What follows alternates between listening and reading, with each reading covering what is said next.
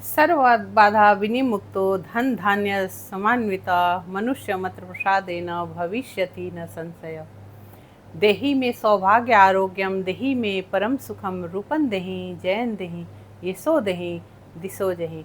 आप सबको नवरात्रि की बहुत बहुत हार्दिक शुभकामनाएं, हार्दिक बधाई। जय माता दी। आज इस अंतर यात्रा की यात्रा पर मैं अलका सिंह आप लोगों को ले चलूँगी नवरात्रि जो जगधात्री हैं माँ आदि शक्ति के तीसरे दिन, जो तीसरा व्रत होता है, तीसरे दिन की जो उपासना साधना व्रत जब तक होती है, उस तीसरे दिन के ऊपर आज हम अपने विचार रखेंगे। ये जो माँ तीसरी जो देवी हैं, ये उसी माँ आदि शक्ति जगत जननी जगदम्बा का ये जो रूप है, इस माँ का नाम है चंद्रघंटा। जैसा 9 देवी हैं और बार बार मैं आप लोगों के समक्ष रखती हूँ। प्रथम शैलपुत्री च, द्वितीय ब्रह्मचारिणी, तृतीय चंद्रघंटा। तो ये जो तीसरी देवी हैं माता चंद्रघंटा, और इस माता की उपासना जब तक पूजा इस रूप में जो होती है, इस माता के विषय में शास्त्र क्या वर्णन करता है, कैसे माता की शास्त्रों में कैसे इनकी उत्पत्ति हुई, कैसे इनका नाम चंद्रघंटा पड़ा। माँ ने मूल में तो एक ही है, जो मैं बार बार कहती हूँ, उस मूल में ये जो स्वरूप माँ ने अपना बनाया माँ चंद्रघंटा का, तो ये जो चंद्रघंटा देवी हैं, ये कैसे इनका प्रादुर्भाव हुआ और ये माता क्या हमें प्रदान करती हैं। तो बंधुओं, ये जो माता चंद्रघंटा है, ये हमें शांति सुख की देवी के रूप में इनकी पूजा करते हैं।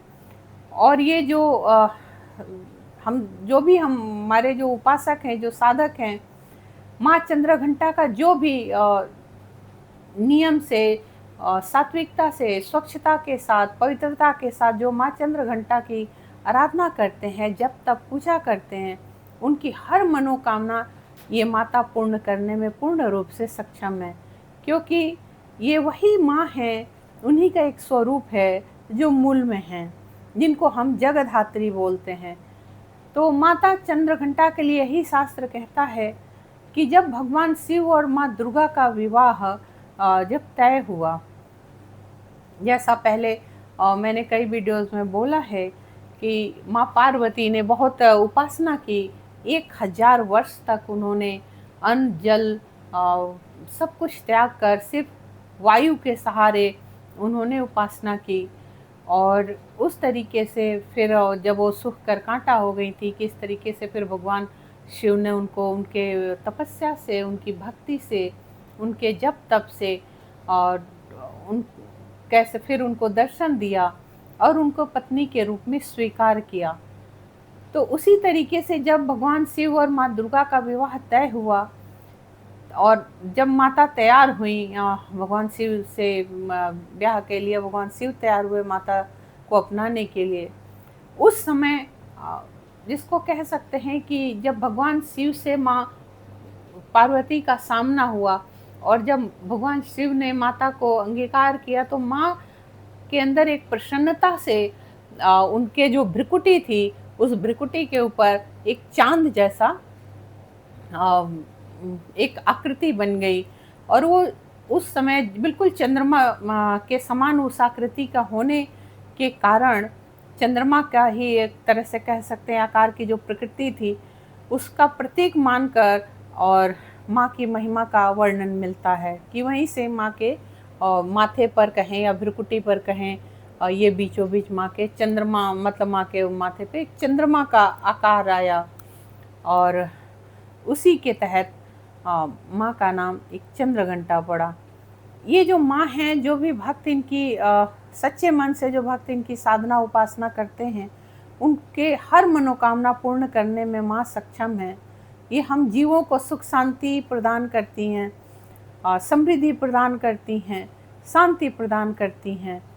तो इस माँ की पूजा कैसे करनी चाहिए, जैसा मैंने पहले भी बताया है कि इन 9 दिनों में, नवरात्रि के दिनों में, यदि आप माँ की आराधना करते हैं तो नियमित रूप से, यदि आपने कलश बिठाया हुआ है तो जैसे आपने प्रथम शैलपुत्री की पूजा की, जैसे आपने माँ द्वितीय ब्रह्मचारिणी की पूजा की, वैसे ही माँ चंद्रघंटा की भी पूजा जो नियमित है वो करनी चाहिए।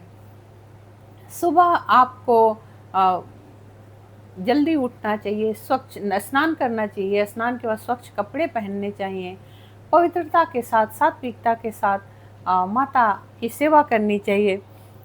जैसा मैंने हर वीडियो में बताया, आप लोग मेरी वीडियो को देख कर समझ सकते हैं कि सर्वप्रथम आपको घी का दीपक जलाना है, धूप बत्ती जला कर रखनी है। जो आपने एक दिन पूर्व जो कुछ भी फूल वगैरह जो भी चढ़ा रखा है, उन सबको आप हटा दीजिए, सफाई कर लीजिए। उसके बाद आप पूजन करने बैठिए, फिर आप घी का दीपक जलाइए, धूप बत्ती जलाइए, और सर्वप्रथम जो आपका लुटिया है जिसमें आपने गंगा जल या जल मिलाकर रखा हुआ है, पुष्प उसमें डालिए, नया पुष्प डालिए। फिर उस पुष्प से सर्वप्रथम गौरी गणपति को 4-4 बार स्नान कराइए, उनको टीका कीजिए, सिंदूर, रोली, चंदन, हल्दी, अक्षत चढ़ाइए, पुष्प चढ़ाइए। उसके बाद पुनः कलश को फिर वैसे ही 4 बार स्नान कराइए, उनको भी रोली, चंदन, सिंदूर, हल्दी सब कुछ टीका चढ़ा करके नारियल पे। उसके बाद आप पुष्प माला चढ़ाइए, पुष्प चढ़ाइए।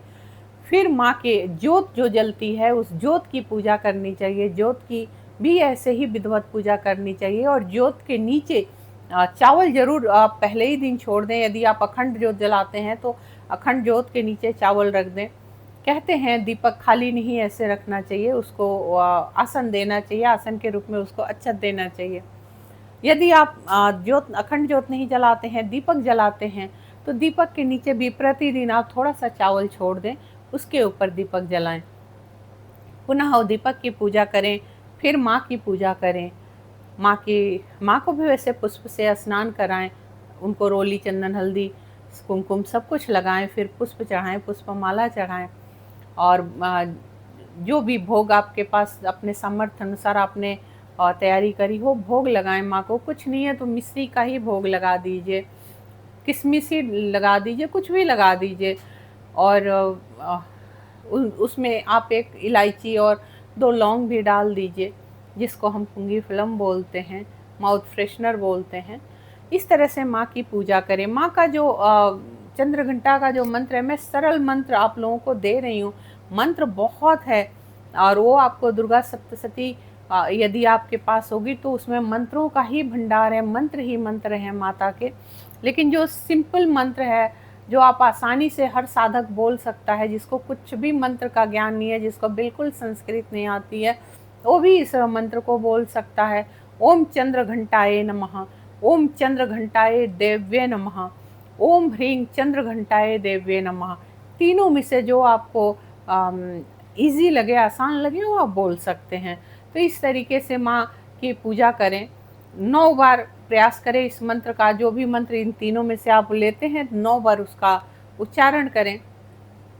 और माता चंद्रघंटा की पूजा, ऐसा शास्त्रों में जिक्र आता है कि माता चंद्रघंटा की जो सर्वप्रथम पूजा किया था वो भगवान श्री कृष्ण ने किया था। शास्त्रों में लिखा है कि जब महाभारत का युद्ध होना था तो उस समय भगवान श्री कृष्ण ने माता की आराधना की, माँ भगवती की आदि शक्ति की आराधना की। पूरा उन्होंने माता की आराधना, जप, तप, हवन, पूजा, व्रत सब कुछ किया और वहीं से माता का आशीर्वाद मिला।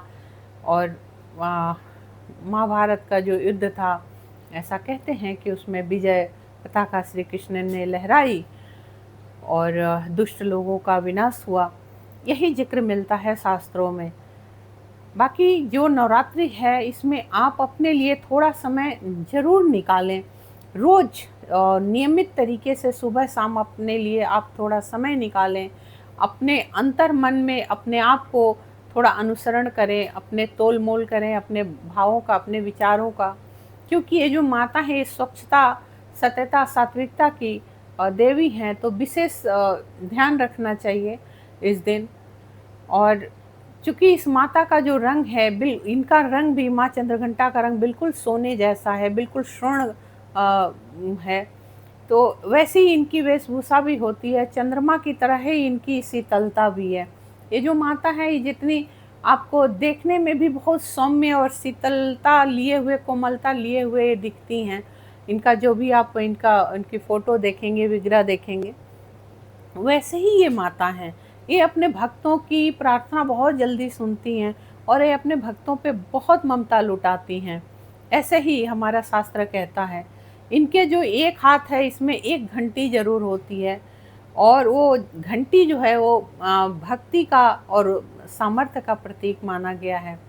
एक लाइन आती है, माता का ही श्लोक है, पिंडजा परवारूढ़ा चंड कोपास्ते प्रसाद तनुते महाचंद्र घंटे ती विशुद्धा।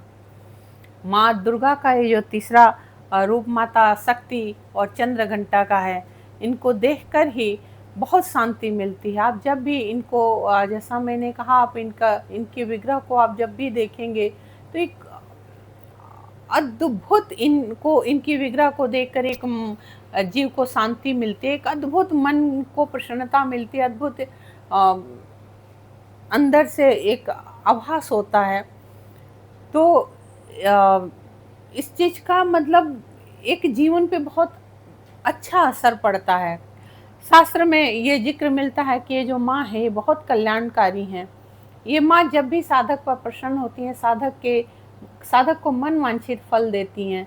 जो भी साधक की मनोकामना होती है उसे ज़रूर पूर्ण करती हैं। और एक चीज़ और आती है कि माँ जो हैं, यदि इनकी साधना भक्त साधक बहुत ही स्वच्छता, निर्मलता के साथ, सत्यता और पवित्रता के साथ करता है तो ये अलौकिक दर्शन देती हैं। अलौकिक मीन्स कहें तो उसको अगर हम लोग विस्तार पूर्वक कहें तो अलौकिक का मतलब होता है कि दिव्य दर्शन देती हैं। जो कुछ भी आपके जीवन में कह सकते हैं कि कुछ घटनाएं हैं जो अच्छी हैं, जो आप जो भी अध्यात्म के रास्ते पे हैं, तो भगवान आपको आशीर्वाद के रूप में कहें, मतलब अलौकिक दर्शन देती हैं। उस स्वयं भी आपको वो बताएंगी, वो बहुत सारी चीज़ें आपको स्वप्न के जरिए ही बता देंगी। और यूँ कहना अतिशयोक्ति नहीं हो कि यहलोक और परलोक दोनों के लिए इस माँ की आराधना बहुत कल्याणकारी है, हम जीवों के लिए बहुत कल्याणकारी है। तो इस माँ की आराधना बहुत श्रद्धा भावना से, सच्चे मन से करना चाहिए। और ये भक्तों को ऐसा भी जिक्र मिलता है कि ये भक्तों को सद्गति देती है, सही मार्ग दिखाती हैं, ये भटके हुए को भी सही मार्ग दिखाती हैं। ये अपने भक्तों के ऊपर बहुत कृपा करती हैं। ये जो माँ हैं, इनके जो माथे पे आधा चंद्र होता है, इसे चंद्र घंटा तो कही ही जाती हैं, लेकिन इस देवी की, इस माता की भक्ति करने से भी इंसान के अंदर आत्मबल बढ़ता है, वीरता बढ़ती है, निर्भयता आती है। इंसान जो डरने की, भय से या डर से कहीं ना कहीं वो जो रहता है, वो डर और भय ये माँ निकाल देती हैं। इंसान का आत्मबल बढ़ता है, उसके अंदर एक वीरता का अनुभव होता है। तो यही हमारे शास्त्र कहता है कि इनकी ये सौम्यता देती हैं, कोमलता की देवी हैं, कोमलता भी देती हैं, भक्त को मृदुभाषी बनाती हैं, भक्त के हृदय में जो कलुषता होती है उसको ये दूर करती हैं, अपने भक्त के हृदय में ये भक्ति की भावना देती हैं, भक्त की हर इच्छा के ये मनवांछित पूर्ति करती हैं। और बस यही है कि बहुत शुद्धता और पवित्रता के से साधक को इनकी आराधना करनी चाहिए। क्योंकि नवरात्रि पे तीसरे दिन इनकी पूजा होती है और इनका जो वाहन है वो सिंह है। और साधना के जरिए ये जो भी भक्त इनको रिझा ले जाते हैं, मना ले जाते हैं, तो ये माता जो हैं अपने भक्तों के लिए ये वैसे ही सिंह जैसा कह सकते हैं कि बल देती हैं, वैसे ही साहस देती हैं। और अपने भक्त का मार्ग जो है वो सारे विघ्न बाधा दूर करके प्रशस्त करती हैं। और यूँ कह सकते हैं कि जो भी भक्त अपनी जो भी उसकी इच्छा है, जो मनोकामना है, वो ये माँ उसकी पूर्ति करती हैं। ये माँ जो है सर्व सामर्थ्यवान है, ये माँ जो है ये सर्व शक्तिशाली हैं। हर वीडियोज़ में मैंने इस चीज़ को आप लोगों से बताई है कि ये जो माँ हैं ये मूल में एक ही हैं, जगधात्री, जगत जननी, वो आदि शक्ति जो ये सृष्टि की धात्री हैं, इस सृष्टि की जननी हैं। बस समय समय पर उन्होंने अपना रूप अलग अलग धरा हुआ है। और ये भक्त को कहती हैं कि सदैव तुम मेरा स्मरण करो, जो तुम हमारे बच्चे हो, मैं तुम्हारी माँ हूँ। और माँ जो होती है वो सदैव अपने बच्चों पर ममता ही लुटाती है। वो अपने भक्तों को सही राह दिखाती हैं, वो समझाती हैं शास्त्र के माध्यम से कि अच्छे आचरण करो, सही मार्ग पे चलो, क्योंकि यदि मैं ही अप जननी हूँ, मैं ही जन्म भी देती हूँ और मैं ही संहार भी करती हूँ। यदि आप सत्यता के राह पर चलते हो, सत्यता का पालन करते हो, सात्विकता का ध्यान रखते हो, पवित्रता के साथ रहते हो, अपने धर्म का यथाविधि पालन करते हो, तो मैं ही तुम्हारा विकास करती हूँ, मैं ही तुम्हें सद्मार्ग दिखाती हूँ, मैं ही तुम्हारा मार्गदर्शन करती हूँ, तुम्हारे उंगली पकड़कर मैं ही तुम्हें परम गति देती हूँ। और यही जीव यदि गलत कर्म करता है, यही जीव यदि दूसरों को सताता है, रुलाता है, उसको लूटता है, मारता है, तो यही माँ उसके विनाश का भी एक दिन कारण बनती हैं। तमाम ऐसे ऐसे शास्त्र उठाइए तो राक्षसों का माँ ने वध किया। माँ ने महिषासुर से लेकर चंड मुंड शुंभ निशुंभ और सभी का वध किया। अगर दुर्गा सप्तशती आप पढ़ते हैं इन नवरात्रि में तो जरूर पढ़ें। गीता प्रेस की आती है दुर्गा सप्तशती, उसमें विधिवत माँ की हर चीज़ दी हुई है। तो यदि आप नवरात्रि में 9 दिन का व्रत करते हैं तो प्रयास कीजिए कि थोड़ा समय अलग से निकालिए। और यदि आप दुर्गा सप्तशती आपके पास है, आप पढ़ते हैं तो अति उत्तम, सर्वोत्तम। और यदि नहीं है तो भी प्रयास कीजिए कि आप बाजार से एक दुर्गा सप्तशती की पुस्तक ले लीजिए और थोड़ा समय निकाल कर उसका अध्ययन कीजिए इन 9 दिनों में। जब आप स्वच्छ होकर माँ के सामने जब आप पूजा पाठ करते हैं, निश्चित तौर पे उस पुस्तक से आपको बहुत ज्ञान मिलेगा। उसमें से कुछ चीज़ें पढ़िए। यदि आप दुर्गा सप्तशती पढ़ते हैं तो माँ दुर्गा सप्तशती के जो 13 अध्याय हैं वो पढ़िए। यदि 13 अध्याय आप पढ़ते हैं तो बहुत बढ़िया, अति उत्तम। नहीं भी पढ़ पाते हैं तो उसमें से आप दुर्गा सप्तश्लोकी है, सहस्त्र नाम है, दुर्गा कवच है, अर्गला है, कीलक है, वेद सुक्तम है, देवी सुक्तम है, रात्रि सुक्तम है, आप दुर्गा 32 नाम है, दुर्गा संपुट मंत्र है, आप उसमें से कुछ भी पढ़ सकते हैं। और कुछ नहीं तो माँ के सहस्त्र नाम ही कर सकते हैं। और यदि आपकी कोई विशेष मनोकामना है, यदि आपके अंदर से कुछ पाने की लालसा है, कुछ पाने की इच्छा है, चाहे वो अध्यात्म के मार्ग में हो, चाहे साधना में हो, चाहे किसी पारिवारिक सामाजिक जीवन में कोई पूर्ति चाहते हैं, आर्थिक मदद चाहते हैं, नौकरी चाहते हैं, किसी की जॉब नहीं लग रही है, किसी के बच्चों की शादी नहीं हो रही, जो भी आपकी ज़रूरत हो आप अपने हिसाब से देखिएगा, समझिएगा। तो जैसी आपकी ज़रूरत हो उसके अनुकूल यदि आपकी मनोकामना, कुछ इच्छा आपकी है और पूरी नहीं हुई है, तो इन 9 दिनों में मैं सुझाव दूंगी कि आप संकल्प लेकर हाथ में जल लीजिए और जल लेकर माता का ध्यान करके माता के ही पास छोड़ दीजिए। उस जल में थोड़ा सा चावल, अक्षत भी रख लीजिए, पुष्प रख लीजिए, ज़रूर रख दीजिए माँ के सामने। और 9 दिन सिद्धि कुंजिका स्त्रोत है माँ का, उसका पाठ करिए। खास तौर से जिस भी आप लेके, बस ये भाव आपका अच्छा होना चाहिए, आपके भाव पवित्र होने चाहिए।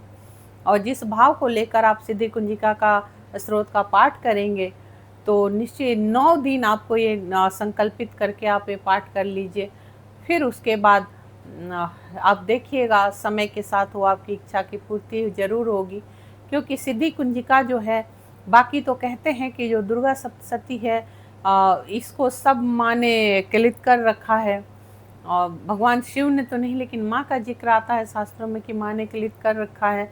क्योंकि लोग इसका गलत इस्तेमाल करते, बहुत राक्षस गण जो थे इसको पढ़ पढ़ के ही बहुत लोगों ने बुरे कर्म किए, तो माँ ने इसको क्लित कर दिया, जिसकी वजह से आम इंसान इसको अगर अच्छे से एक साधक के रूप में नहीं पढ़ता है तो उसको कोई फल नहीं मिलता है। इसलिए प्रयास कीजिए कि जब भी आप दुर्गा सप्तशती का पाठ करें तो माता के विग्रह के सामने पहले प्रार्थना करें, घी का दीपक जलाएं, धूप बत्ती जलाएं, माँ से प्रार्थना करें कि हे माँ, हमारी ये इच्छा, माँ हे हमारी ये चीज़ आप पूरी कीजिए। बस भावना ये होनी चाहिए कि वो आपका अपने परिवार से संबंधित अच्छी भावना को लेकर वो आपकी इच्छा हो, मनोकामना हो, किसी का अहित सोच कर नहीं, किसी का बुरा सोच कर नहीं, क्योंकि बुरा सोचने वाले का साथ भी हमेशा बुरा ही होता है। फल तो मिलेगा नहीं, उल्टा बुरा ज़रूर होगा। इसलिए इस बात का बार बार मैं हर वीडियो में आगाह करती हूँ कि बुरे के लिए कभी सिद्धि कुंजिका का पाठ या नवरात्रि का वो नहीं करिएगा। तो शुद्ध भावना लेकर अपने जो भी आपकी अपनी दिक्कतें हैं उसको लेकर माँ से संकल्पित करके और फिर 9 दिन सिद्धि कुंजिका का पाठ करिएगा। ज़रूर आप लोगों की इच्छा की पूर्ति होगी, माँ ज़रूर सुनती हैं। और इस तरीके से एक उपाय और मैं आप लोगों को बता दूं कि जैसा हर वीडियो में आप लोग मेरी वीडियो देखेंगे, आप लोगों को समझ में आ जाएगा कि मैंने आरती के लिए भी एक विशेष आप लोगों को उपाय बताए हैं। लगभग हर वीडियो में ही मैंने बताए हैं कि यदि आपकी कोई ऐसी विशेष मनोकामना है तो एक तो उपाय ये हो गया कि आप सिद्धि कुंजिका का पाठ कर सकते हैं संकल्प लेकर, दुख कष्टों से मुक्ति के लिए कर सकते हैं, आर्थिक कष्टों से मुक्ति के लिए कर सकते हैं, धन धान्य के लिए, समृद्धि के लिए कर सकते हैं। तो एक तो ये हो गया। और दूसरा है कि यदि आप संस्कृत नहीं पढ़ पाते हैं, बहुत सारे लोग हैं जिनको संस्कृत नहीं आती है, तो उनके लिए एक दूसरा उपाय भी है कि एक नियमित समय पे शाम को आप माता की आरती करें और आरती में एक आप पान का पत्ता लें और उसमें डंडी भी हो, और जो डंडी का पोर्शन है वो माँ की तरफ रखें और जो पॉइंट है वो अपनी तरफ रखें। 5 टुकड़ा उसमें आप कपूर का एक साथ हथेली में लेकर डालें। 5 तत्व से जो हमारा शरीर बना है उसको मानकर, उसका प्रतीक मानकर वो 5 टुकड़ा ही कपूर आपको डालना है उसमें, और जिससे हमारा शरीर बैलेंस हो, हमारी सोल के जो भी डिसबैलेंस है वो सब बैलेंस हो जाए, और जो आपकी इच्छा है उसकी पूर्ति हेतु कि हम 5 तत्वों से बना ये शरीर जो है उसको बैलेंस, संयमित कह सकते हैं आप यहाँ पे, संयम होकर 5 टुकड़ा वो कपूर के साथ 9 फूल वाले लौंग डालें। उसको उसमें एक हरी इलायची डालें, 2-3 मिश्री के दाने डालें, थोड़े से आप केवड़ा या गुलाब का इत्र डालें, परफ्यूम नहीं डालें, इत्र डालें, और वही मिट्टी के प्याली में उसको रख कर और आप उसे जलाकर माता की आरती करें। माँ के 4 बार आप पैरों की तरफ आरती करें, 2 बार उनकी नाभि की तरफ आरती करें, 1 बार उनके चेहरे के ऊपर आरती करें और 7 बार उनके पूरे और जो उनका विग्रह है उसकी तरफ दिखाकर आरती करें। इस तरीके से आरती करने के बाद आप उस आरती को थोड़ा सा जल वहाँ पे छोड़ दें और उसके बाद उस आरती को अपने पूरे घर में दिखाएं। आपके जो भी परिवार में जो भी सदस्य हैं उन सभी को दिखाएं, और उसके बाद पुनः आप स्वयं भी आरती लें और जो भी आपकी इच्छा है, मनोकामना है, उसको माँ के सामने कहें। आप देखेंगे ज़रूर इच्छा पूरी होगी, भरोसा रखिएगा। देखिए, किसी चीज़ को करने के लिए सबसे जो बड़ी चीज़ होती है वो होता है अपना स्वयं का आत्मविश्वास, स्वयं का भरोसा। और हमारे जो भी देवी देवता हैं वो हमारी इच्छाओं की पूर्ति तभी करते हैं जब हम सच्ची श्रद्धा भावना लेकर अंत तल के गहराई से, जब वो हृदय से उस बात को उनके सामने रखते हैं और जब उनसे प्रार्थना करते हैं तो निश्चित तौर पे वो सुनते हैं। हम लोग ही घबरा जाते हैं कि वो पूरा नहीं हुआ, क्यों, लेकिन हम ये भूल जाते हैं कि हर चीज़ की एक समय अवधि है।